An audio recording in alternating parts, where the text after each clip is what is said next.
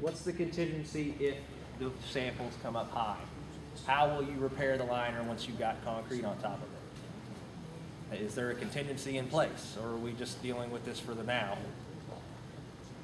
That's been thought about, yes. And it's... Shouldn't it be resolved before we go through with this? Other than, I mean, well, glad you're thinking about it, but shouldn't there be something in place? But it's tough to resolve it until you know what actually is happening. You know what I'm saying? I mean, you have, you know, there's wells spaced, you know, all south of those ponds.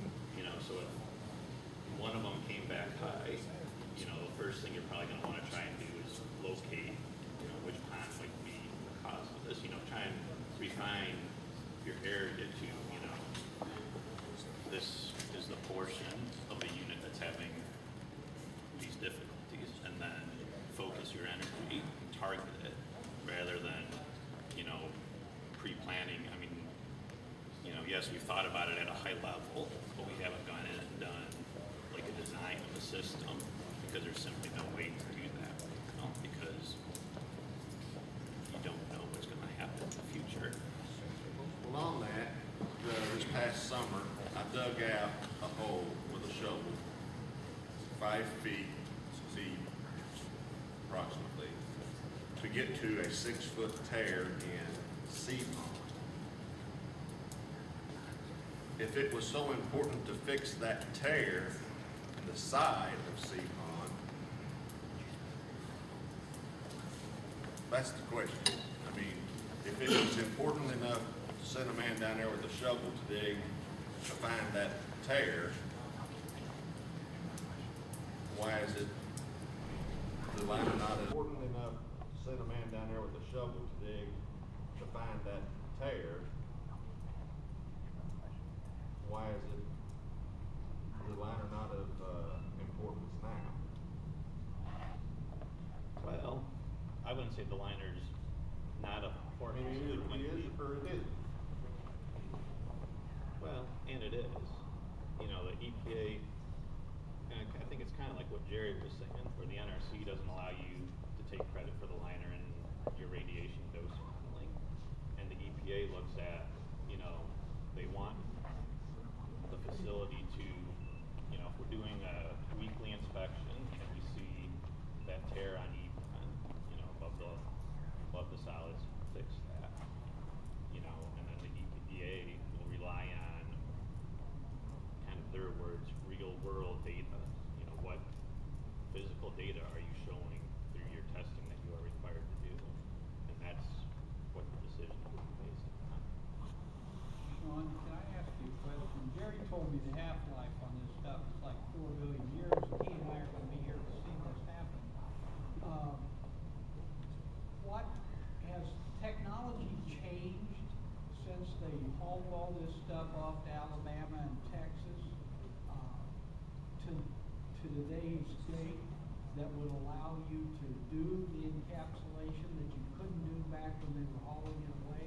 Have we had advances that would allow that? Is that why that's the recommended approach here?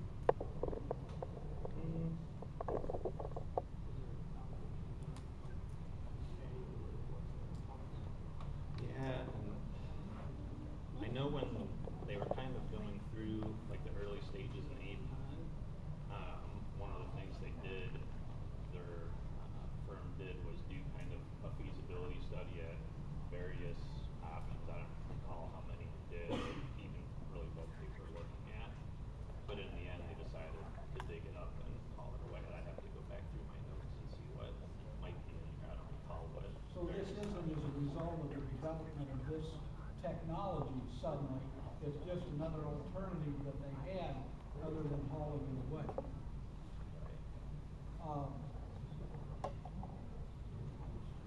Now, maybe I'm just an old dumb country guy, but I want to ask you this question. Doesn't it seem prudent, and this gentleman back here, he's moved on me, I don't know where he went. Doesn't it seem prudent that a contingency plan exists for the rupture of that liner before the encapsulation occurs? Because he's right, you can't dig through the concrete then, you've got a bigger mess than you had before. went through this with the Gulf oil spill. They didn't formulate contingency plans well enough, and look what happened. We don't need a 3 Mile Island here. We need to be sure that this is a process, it's gonna work, it's gonna be effective, and it's gonna be safe, not for us, but for our children, for their children or their grandchildren. You know, and we need to know that it's safe, and there is a contingency plan if we do that process, that if that liner does rupture, that water doesn't get to the Ohio and start killing everything out there and contaminating it. So shouldn't that be part of the application process? You work with the Illinois EPA. Isn't that a concern? Wouldn't that be a concern of yours if you were still there? Yes. Okay. And that's the reason why they do the groundwater sampling. That's the reason why Honeywell does the lysimeter sampling. But my point isn't to do the sampling, it's what do you do when it shows it's bad? That plan has to be developed right along with the encapsulation plan. Otherwise, it's meaningless. Well, but It's like closing the barn door after the cow's gone. But it's also, I mean, that's one way to look at it, but, you know, kind of like what I was trying to explain earlier too, you know, the other way to look at it is, you know, like in the Gulf oil spill, they had these contingency plans that they said, well, it's pretty general, you know, or it wasn't really applicable to this situation, so you didn't really implement it. You know, you don't know what those monitoring results in the future are going to hold. So your contingency plan or your cleanup plan or your containment plan, whatever you want to call it, has to be made based off of the data that you're seeing, you know, in the real world in real time. What's happening, you know, right now we see this or that in these locations. So let's focus in our efforts on those locations. Well, maybe that's where we would part ways, because the contingency plan on something that's going to be around for 4 billion years ought to explore all of the possibilities of what could go wrong. Because Murphy's Law says it'll go wrong if it can. And that's the problem. They're going to have to assure the people that live in this area that, yes, we've looked at the contingencies. If this happens, this is what we would do. If that happens, this is what we would do. Some of those will apply for all events, but to make the people feel secure here, you're going to have to explore those contingencies. Am I right or am I wrong? You're right. I mean, it just makes sense. And if they do that, these people are all fair-minded people. If you can explain why we can encapsulate those ponds and the people are going to be safe, they're not going to object to it. They're going to say, well, why can you do it now and you couldn't do it 4 years ago when we hauled it to Texas? God knows that Texas wanted it. But, you know, the end result, I went to Alabama and they always want that stuff. But the end result is they want to be sure that they're safe. That's what this is about. It's not about the economics, what it costs. If they can't be sure, you're not going to get the public support for it. And without the public support, there will be a brouhaha. We want to be sure we're safe. That's what I think. Now, maybe everybody else got another agenda, but I'm here because I want to be safe. And I live 18 miles as the birds fly, and they're dying now, in the northeast, which is the wind path. An important point that Sean made was that both agencies, the IEPA and the NRC, their primary consideration when they look at the plan is going to be to ensure that it's protective of human health and the environment. That's the primary driver for both agencies when they look at it. So, you know, realistically, both agencies are going to look closely at the packages. They're going to ask questions. You know, they're going to have to be convinced that it's the right solution, that it's safe, that it's protective of health and environment, human health and environment, or they're not going to approve it. But they're going to ask for changes. That's the process that it goes through. I think our perspective, we've looked at it extensively as technical professionals and said, this is protected. This will do the job. Well, I think it all boils down, like he says, economics. I think it's gonna save Honeywell lots of money, and we're not gonna look at everything contingency plan. We're not gonna look all the way through what can happen and will happen. Mm-hmm.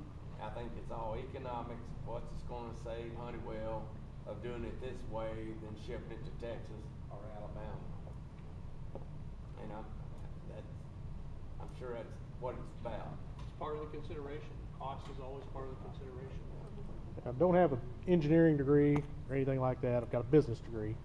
But I live here. Illinois EPA doesn't live here. NRC doesn't live here. These pukes that's running this place doesn't live here.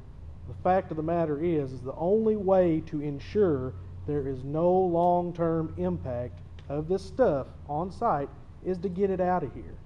That is the only way. You're saying, well, something happens, we'll have to address it then. Well, when something happens, it's already too late. It's already too late.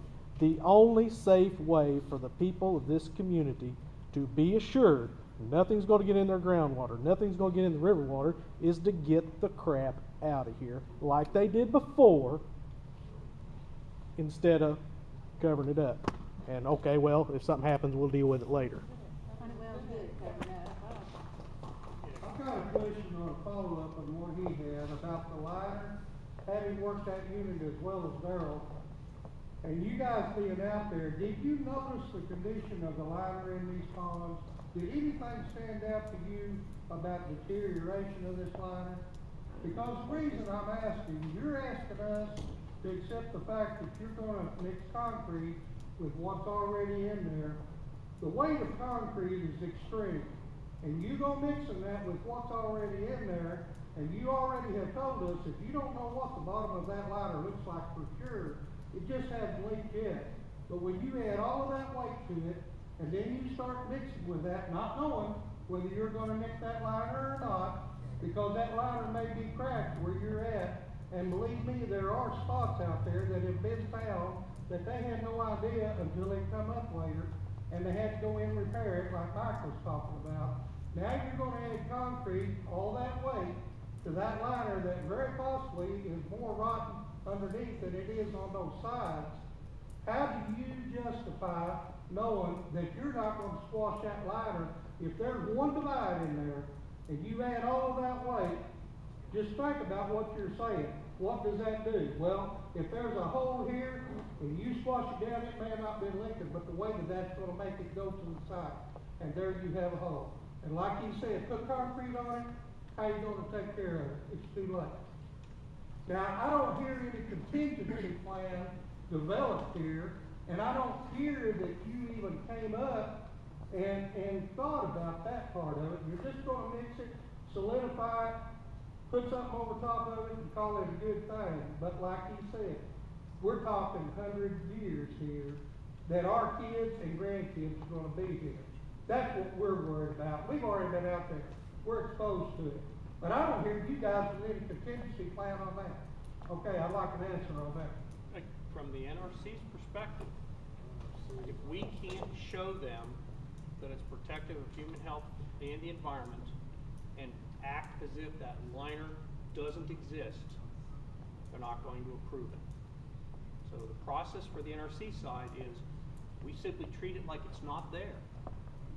So the concern about are we close to it, are we going to poke a hole in it when we're doing this process, is it safe? Is the way the concrete going to He's stretch talking about when it's already hard. He's talking about when it's, I'm talking when about it's while you're doing liquefied, it. while you're doing it and it drips and it leaks. I'm talking about while you're doing it. Well, one thing to consider is that the liner out there, there is that plastic liner. It's called EPDM. And underneath that, there's about 15 feet of a low permeability clay material. So the liner isn't just that piece of rubber that's under there. It's also the clay that's But clay is not a permanent fixture for that, because that's why a lot of dams, earthen dams, give way. I've designed ponds and dams too, and we always put a liner of clay, but that only is as strong as the particle that's in there. Anything can happen to that. So that's not